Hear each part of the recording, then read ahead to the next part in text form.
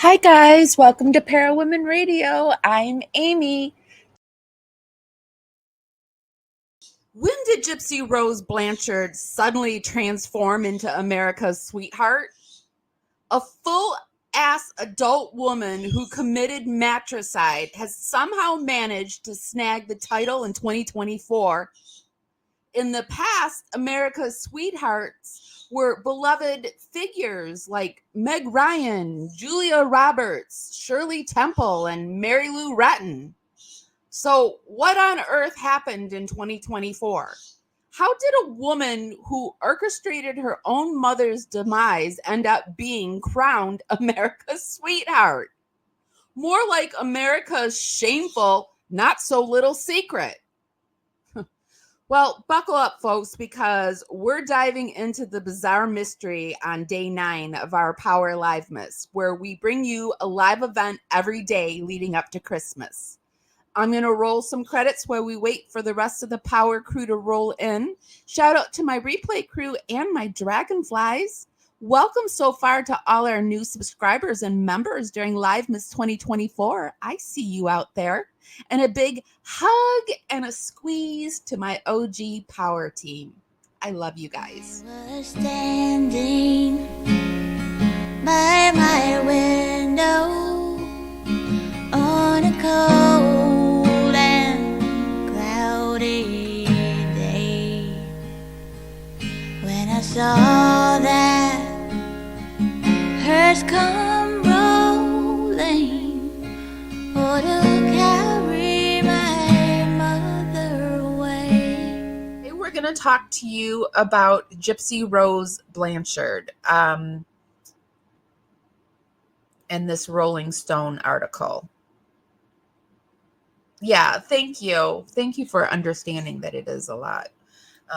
And I love doing it. And thank you guys for giving me the opportunity to do it.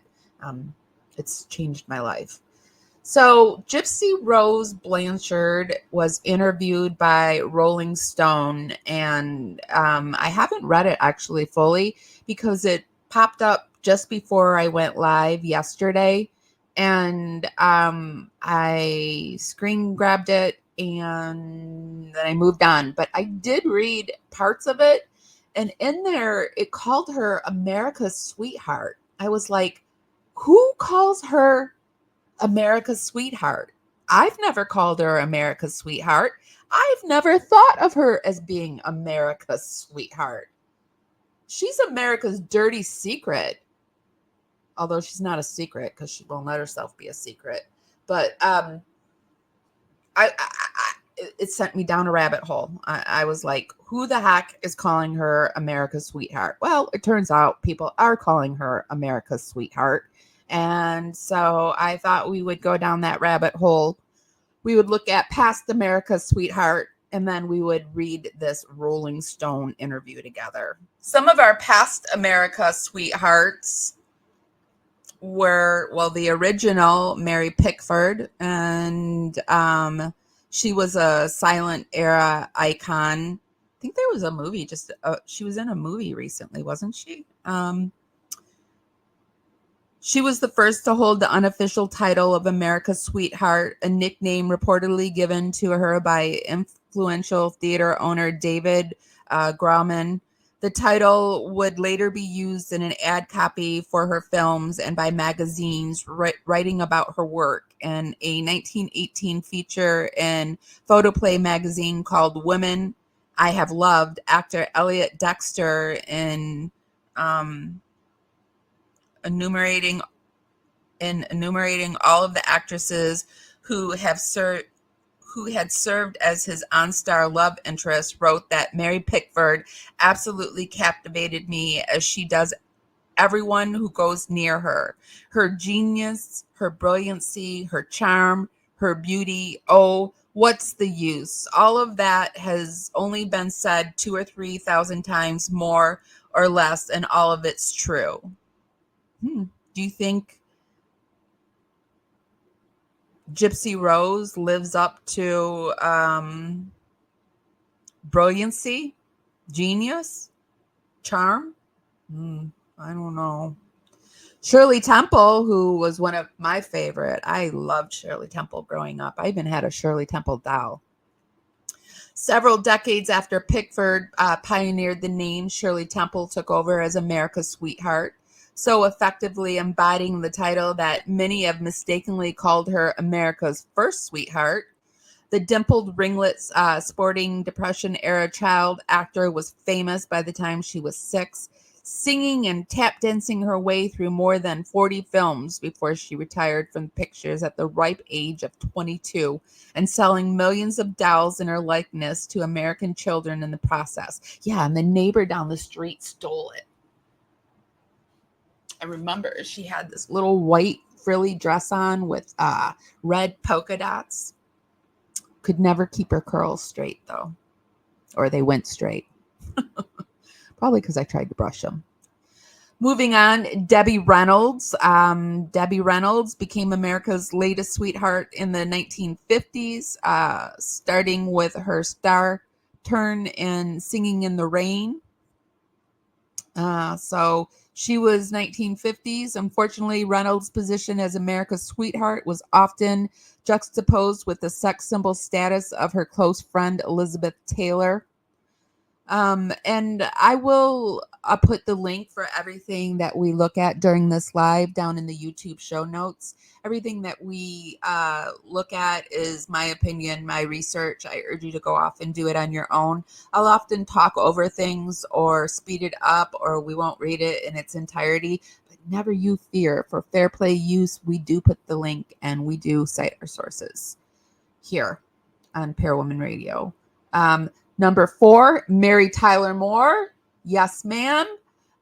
In the 1970s, Mary Tyler Moore took over the title of America's sweetheart, though there was often a caveat. Just as surely as Mary Pickford was America's sweetheart, Mary Tyler Moore is the viewer's sweetheart. I was just going to say, but Mary Tyler Moore was like a character, but still, she was what many American women strove to be.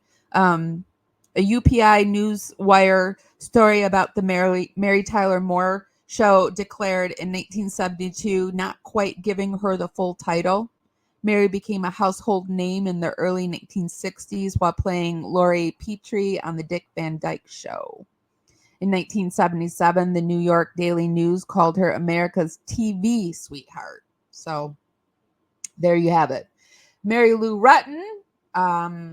This was back when there was like 4 channels on TV.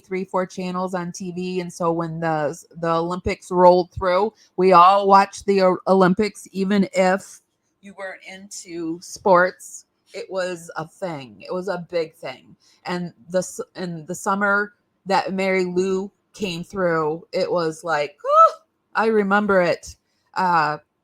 She was a female Olympian of the 1980s. Team Gen X here, by the way. Not all American sweethearts have been actresses. Walter Cronkite bestowed the honorary on gymnast Mary Lou Retton following her wins at the 1984 Olympics in Los Angeles. Olympic runner Mary Decker occasionally donned the label in the 1980s, too, as did tennis star Chris Evert and swimmer Janet Evans. Just about every successful female athlete of the 1980s was at one point deemed to be America's sweetheart. So she's being put up there with Olympians now. Meg Ryan, she was the name that came to my mind because I remember her being America's sweetheart for some reason. Meg Ryan became America's sweetheart thanks to roles in a string of romantic comedies, starting with When Harry Met Sally in 1989 and continuing through the 1990s. And one typical article of the time, a Detroit Free Press, Michigander here too, in 1996 called Ryan, she of the giggle and the voice and the sparkle in the eye. Another published by The Age in Australia called her Cinema's intoxicating, decent-hearted sprite. So would you call Gypsy Rose a decent-hearted sprite? But she fell out of Hollywood favor in the early 2000s after an affair with Russell Crowe brought about the end of her marriage to Dennis Quaid. Somehow, Gypsy's affair didn't end her title. In fact, it seems to earned it for her. Julia Roberts, Sandra Bullock, more actresses. Jennifer Aniston, even more foolproof that romantic comedies, the quickest way to become America's sweetheart is to link up with another all-American celebrity. While Jennifer Aniston set hit sweetheart status thanks to the massive popularity of her character on Friends, the Entertainment Weekly labeled as a top 10 greatest pop culture characters of the last 200 years in 2010. Who had a Rachel haircut? I did. I had a Rachel. So those are just some of America's sweethearts. Which would you compare Gypsy Rose to those sweethearts? So sitting in a white armchair on the Sunday morning after Thanksgiving, the soft bayou light streaming into her family home, something is bugging Gypsy Rose Blanchard. And something's bugging me, and her name is Gypsy Rose Blanchard. It feels like a circus, she's telling Rolling Stone in her distinctive high-pitched voice. All around her, there are family photos and reminders of people who love her. There's a sign across from her that reaffirms this. Family, a little bit of crazy, a little bit of loud, and a whole lot of love. But she keeps no pictures of her mother around. Blanchard, 33, spent more than 8 years incarcerated for involvement in the 2015 murder of Claudine Dee Dee Blanchard. Since she was released last year, the attention has been constant. I'm not an animal in a cage, she says. Ugh. She is so dramatic and loves attention. And it seems to me like the Blanchards have all of these symbols of wholesome stuff, like crosses, things that say family, but yet they don't walk their walk. They don't live what they're trying to preach. And so it just makes me roll my eyes. It just makes me roll my eyes. Blanchard's private life is better now in the small bayou town where she lives, about an hour outside of New Orleans. She's staying at the house of her father, Rod, and stepmother, Christy, and is experiencing a lot of new things. Grocery shopping. Oh, shoot. No.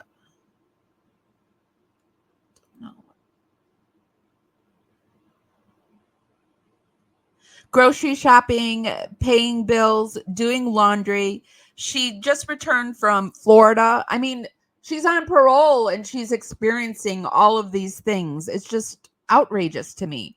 Where she spent the holiday with her boyfriend, Ken Urker, and swam in the ocean for the first time. Oh, is she's swimming in the ocean now for the first time? She was on the boat for the first time, swimming in the ocean for the first time. Oh, God. I got water in my mouth and I was like, oh, it's salty. I didn't expect that. You didn't expect saltiness in an ocean? Oh, God. Why? Why am I even doing this? Why? All right. Anyway, she says in almost childlike tone, the couple who first met through a pen pal program in 2017 and reconnected after her release is expecting their first child, a daughter, in January. Blanchard hopes she can go to cosmetology school later on to become a hairdresser. Well, they're just nailing us with all these new things. So now she's wanting to be a hairdresser. Is that what I'm picking up? That's her newest, what do we call this? Grift? Job? I don't know. What are we calling it? Her newest interest? I don't know. But her life is anything but normal. In the near decade since her then boyfriend Nicholas Godejohn fatally punctured Dee Dee in her Springfield, Missouri home, Blanchard's saga has become fodder for everything from long-form podcasts to prestigious documentaries to who's the prestigious documentary, I wonder. I'm working right now on a little video and putting together all the doctors who have spoke on this case. All those prestigious doctors. Is that who we're talking about? Doctors and documentaries to a scripted Hulu series starring Patricia Arquette and Joey King, which she says she still hasn't watched. And if you believe that, I am Gypsy Rose's real estate agent, and I have a bridge to sell you. So if you want a bridge, just come see me after this, okay? To be quite honest, I didn't know how big this story was until I got out of prison, she admits. And I've got a bridge, but it's a toll bridge. If you believe that, I'm putting it, I'm making it into a toll bridge. So come see me. While Godejohn was convicted of first-degree murder and sentenced to life without the possibility of parole, Blanchard was given 10 years in prison for second-degree murder and was released last year after serving only 7.5 years. But she has spent an additional year and a half incarcerated waiting for trial. Waiting for trial. Since then, she's been torn between reclaiming her life story and coming to grips with the fact that she brutally planned and unalived her mother. No, wait, that's not what they're about to say. The fact that some of her legions of followers might be paying attention for the wrong reasons. I don't want people to believe me because of the crime. I don't want people to follow me because of the crime that I committed, Blanchard said. I don't want to have fans because they like what I did, that they think that I did was right. I don't want to have fans that remember that I did something horrible. No. I want to be an influencer who does hair. Dressed in a slouchy yellow sweater, she hands me her phone. The left sleeve is pulled up to reveal a tattoo of a husky on her forearm, with Erker having a matching one. The screen shows a photo taken without Blanchard's consent of her in the waiting room of her OBGYN's office with Erker, which was posted to a Reddit forum dedicated to dragging her. On Facebook, so she's in these forums. That's good to know. On Facebook, she shows me there's a photo of someone, although you can tell when Gypsy's in chat or she posts or she's posting on, I can always tell. She just sticks out like a sore thumb. Sorry, I lost my place. Which was posted in a Reddit forum dedicated to dragging her. On Facebook, she shows me there's a photo someone snapped of Blanchard talking to a teller at the bank, along with comments trolling her appearance, her relationship, and the crime itself. Okay, so she's taking photos of this stuff.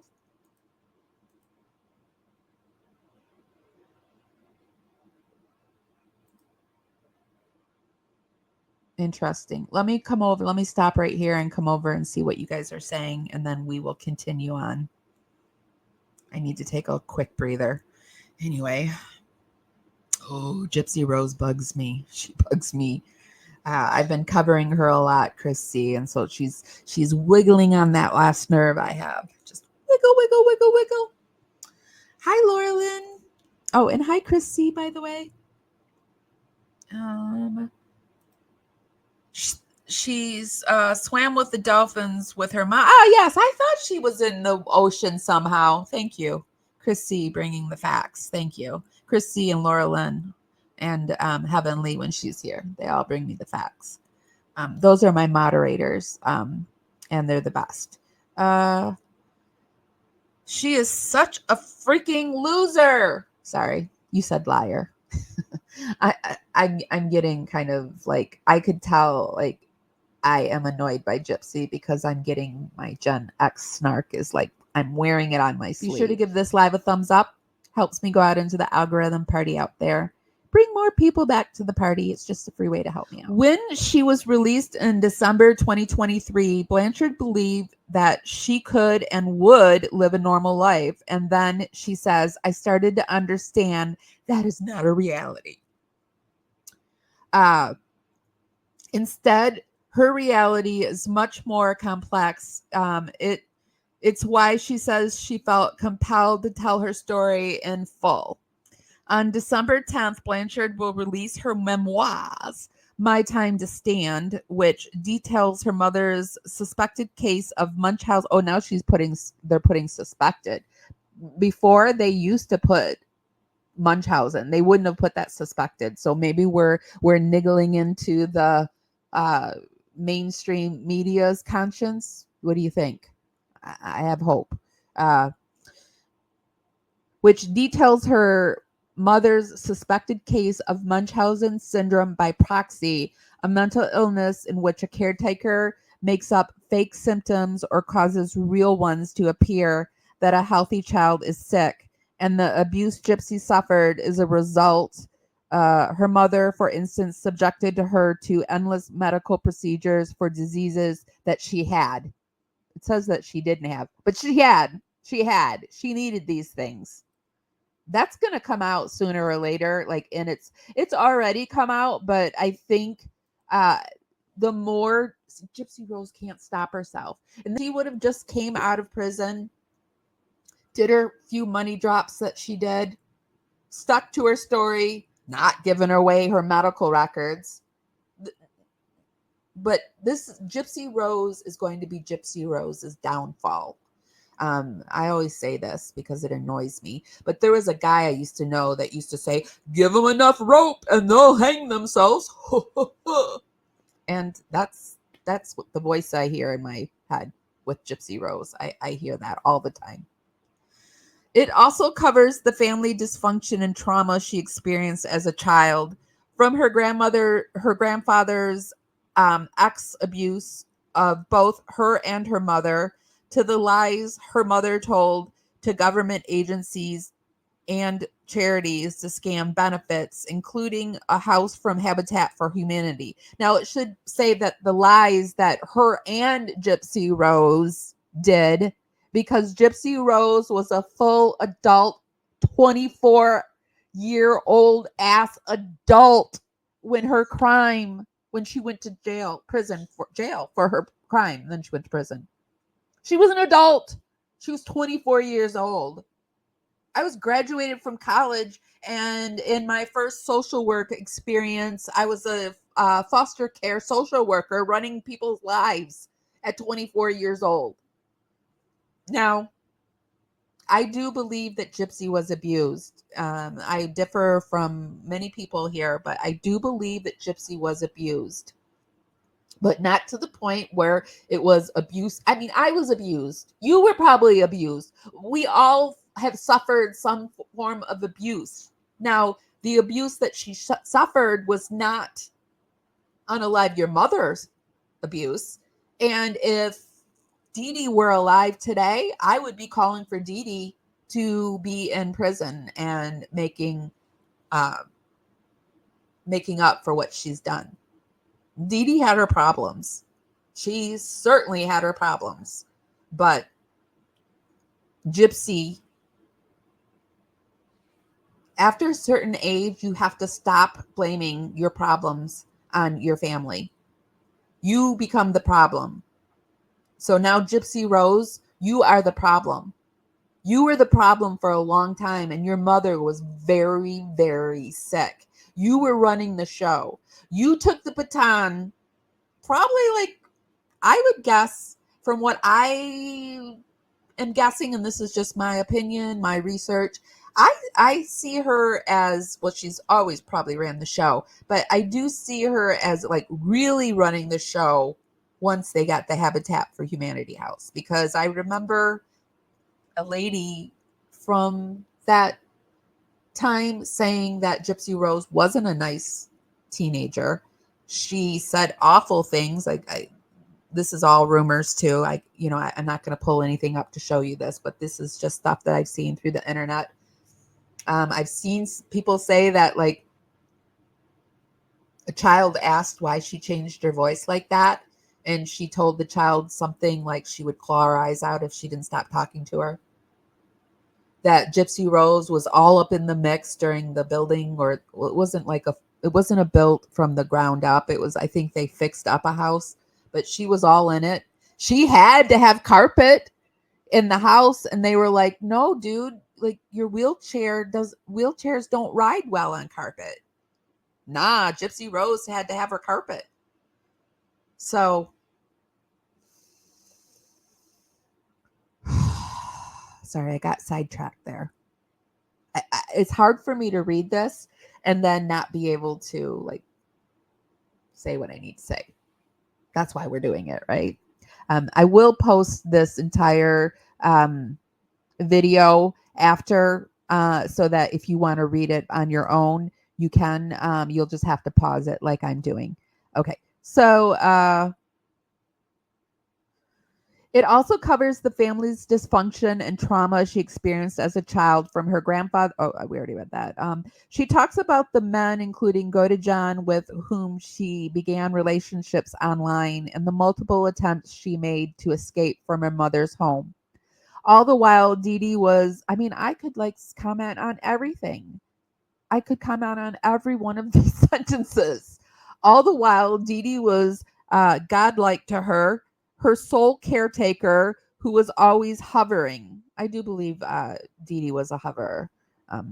Gypsy Rose will never find true love. Blanchard claims her mother would tell her, Gypsy Rose will never find happiness. And we covered that yesterday. Gypsy is saying that her mother did this cow's tongue voodoo curse on her. We had TikTok. She's moving over to YouTube too.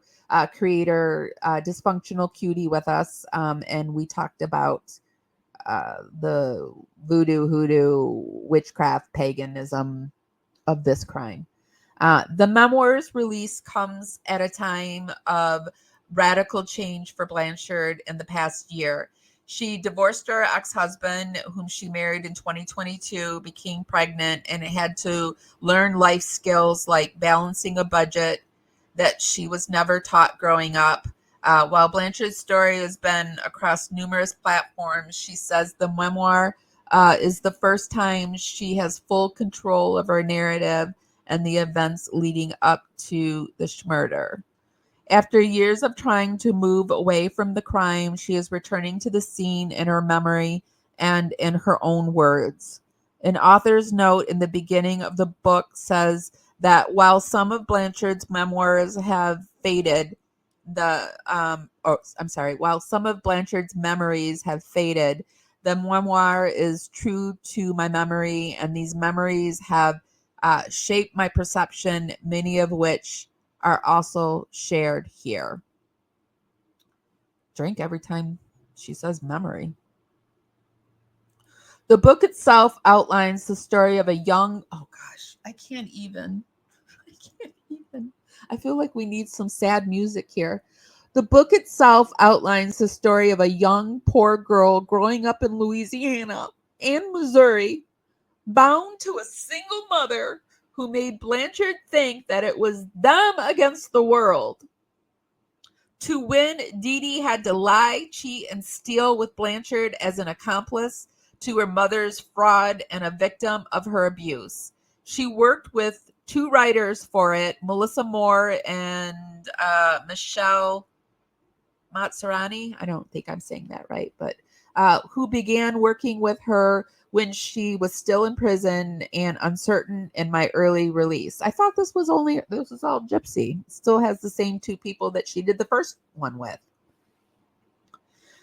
She's lived a life of ups and downs, but more ups than down, says her stepmother, Christy, who's been married to her father, Rod, for 25 years.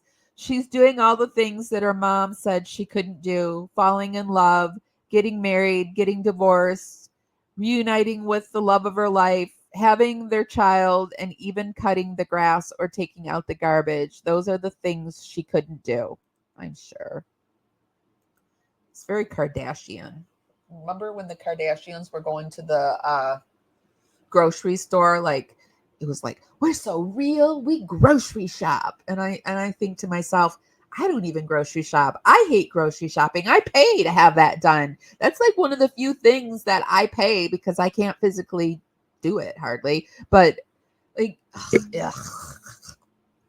So fitting that she was on the Kardashians. Kardashians are another blackout creators that during the blackout where people were blacking out creators, I blacked out Gypsy Rose. I blacked out the Kardashians. There were a few other people I blacked out that I'm just like not supporting. I don't go to their pages. I have them blocked. I don't want a single cent to go to them for me coming to their pages. Since her conviction, she appeared on The View, Dr. Phil, The Kardashians, with both The Cut and Slate dubbing her America's sweetheart. In the process, she's become a polarizing figure. Her supporters maintain she is a survivor who has done her time and should be able to live a private life.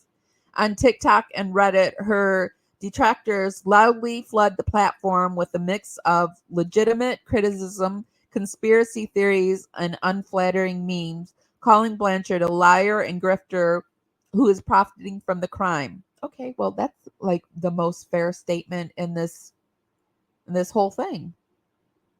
On TikTok and Reddit, her detractors loudly flood the platform with a mix of legitimate criticism, conspiracy theories, and unflattering memes, calling Blanchard a liar and grifter. Yeah, completely fair right there. That's a fair statement. The memoir is also getting review bombed on sites like Goodreads with 1-star ratings before anyone has read a page. They're Gypsy trying to get in her new bully angle. This reality can be depressing for Blanchard, who is preparing for possible protesters at a book signing event in New Orleans later this month. She has publicly disavowed what she did to her mother, as well as supporters who feel unaliving her mother was somehow the cool thing to do. But each time someone secretly takes a photo of her in public or posts a video slamming her, she wonders if there is any path toward a normal life. I can't even stand her because she's not wondering that.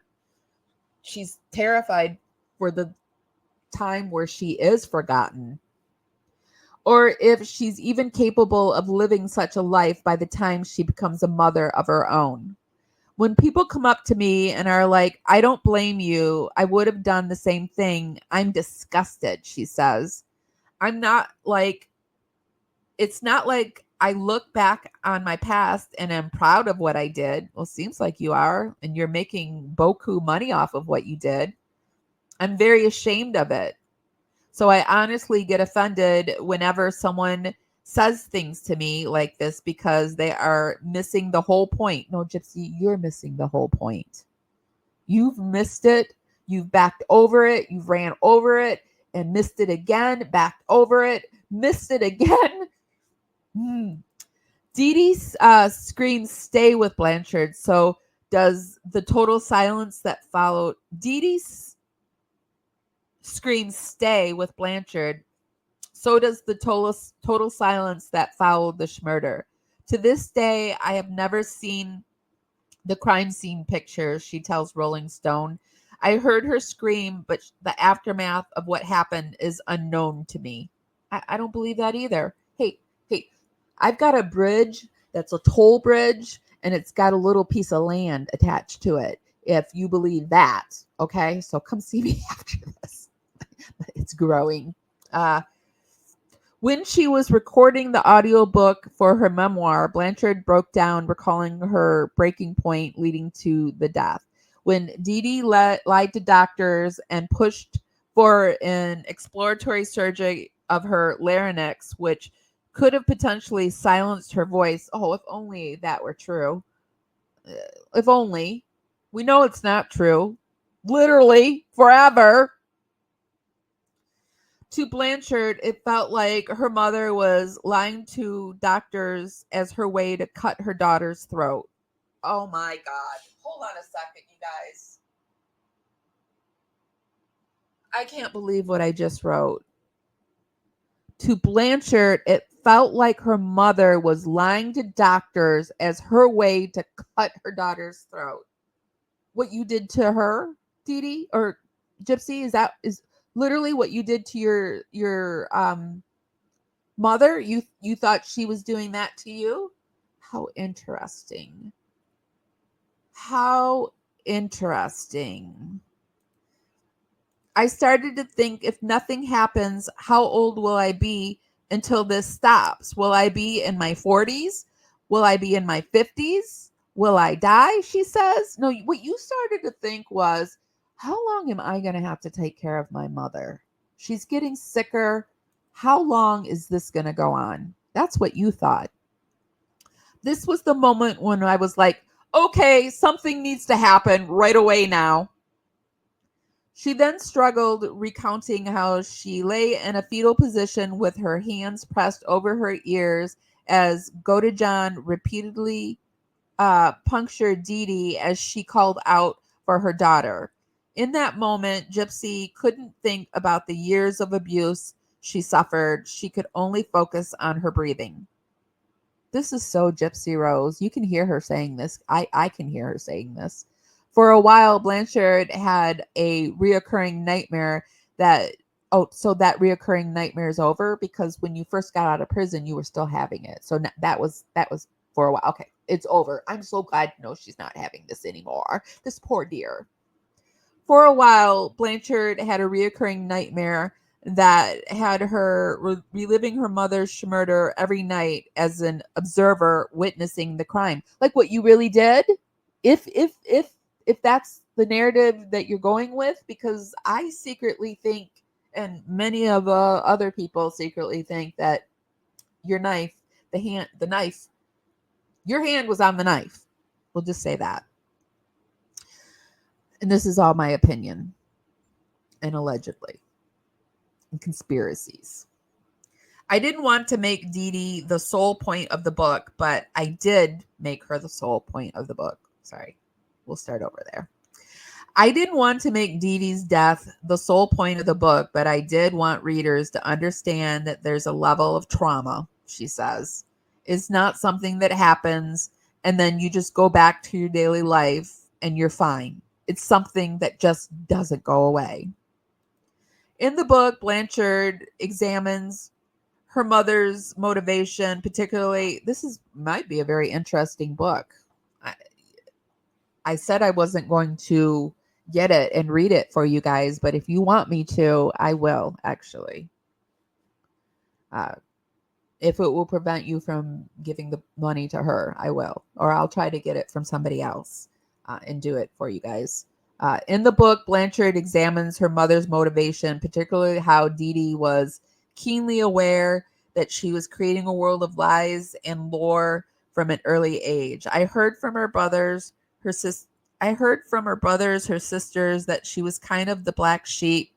She didn't just quite fit in, Blanchard says. There were certain aspects of her personality that was very manipulative and controlling, but there wasn't enough awareness at the time in the 80s and 90s about mental health issues. So it's just very, it was just very much went undetected. But thank goodness Gypsy Rose is getting her psychology degree and able to use her big words now. I asked Blanchard, who admits to in the book that she was taught to live a life of deception, the greatest lie that Dee Dee told her. This is going to sound a little harsh, Blanchard says, but I think the greatest lie she ever told me was that she loved me. Oh, Lord. Oh, Lord. Stop it, Gypsy. That's the whole reason she did all that for you, you idiot. I need the entire article from Rolling Stone is a lie. Yep.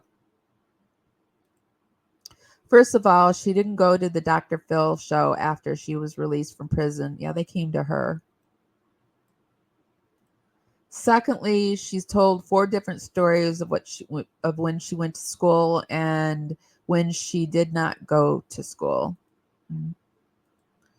Wasn't today Gypsy and Ryan's divorce hearing? What's today, the 9th? Is it on the 12th? I thought it was on the 12th. But I'm getting her, maybe that's her books. No, her books signing is on the 13th. I thought it was on the 12th, but I could be wrong.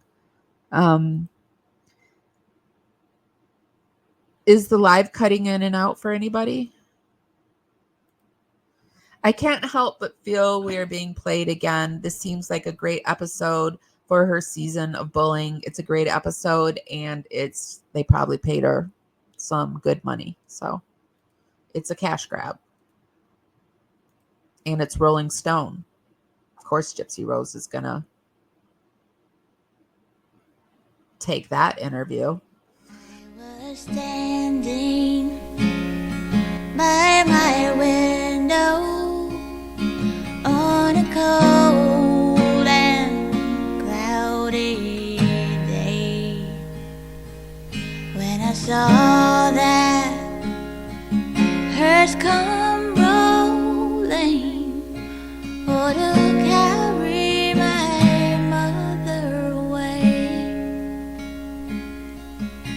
I told the Undertaker,